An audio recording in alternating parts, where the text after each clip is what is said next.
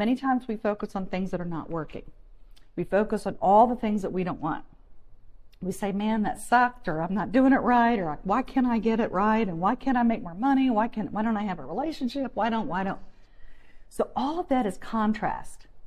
So if you look at that, that's really contrast. It's a good thing, because what it's doing is it's bringing up everything that you don't want so that you can pivot to what you do want. Many people don't know what they want. They think they do, but a lot of times all the stuff that doesn't work in our lives, we're going to call that contrast. And instead of pushing it away, saying, I don't want that, I don't want that, as we all know, right? As we all know, when you push against something, it comes back to you. What you resist persists. So instead of pushing things away that you don't want, look at the contrast and go, isn't that interesting? Be the observer. Observe the fact that, you know what, I really don't want that. So now that's going to give me a focus on what I do want. So you just pivot. You pivot to what you do want. You become clear. You become more clear about what you want, and you focus on what it is that's working. You focus on what it is that you want. So here's the thing about contrast. Instead of saying, man, this really sucks, I don't want this anymore, you might want to just embrace that and say, you know what? I get it.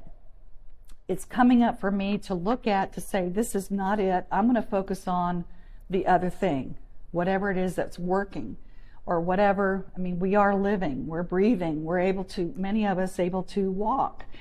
Most of us have our hearts beating without having to think about it, and being grateful for that. So our clarity creates power.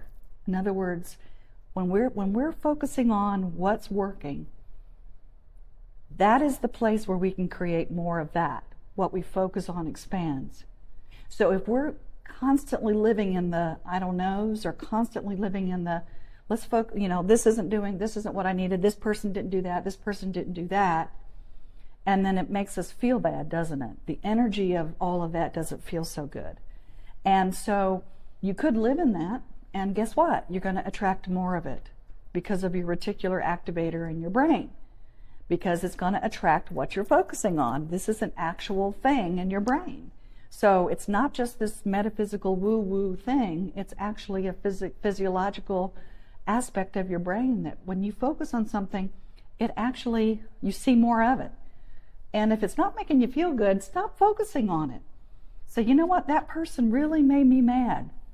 So now I'm going to just focus on the people that I'm happy with, or people that come to me that support me, or I'm going to focus on people that I know love me and that support me and want to take care of me and connect with me. Or I'm going to focus on all the things in my life, in my work life and in my family life, things that make me feel good. And that's the clarity. And from that clarity, that leads to power. For me, what it's all about is allowing the contrast to not push against the contrast, but just look at it, observe it, and then turn toward what it is that you do want. So contrast leads to clarity. Clarity leads to power. And the power to create, the power to have what we want more of, the power of focus. So this weekend, if things don't go the way you want them to go, or if you keep focusing and noticing all the things or people that aren't working the way you want them to, stop it. Stop it. Stop looking at that and say, wow, okay, I'm observing that and that's not what I want. So now I'm going to create from what I do want.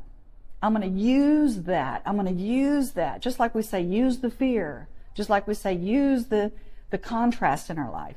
Use that to pivot to what you do want. I love that word, pivot. And so just focus on more of that.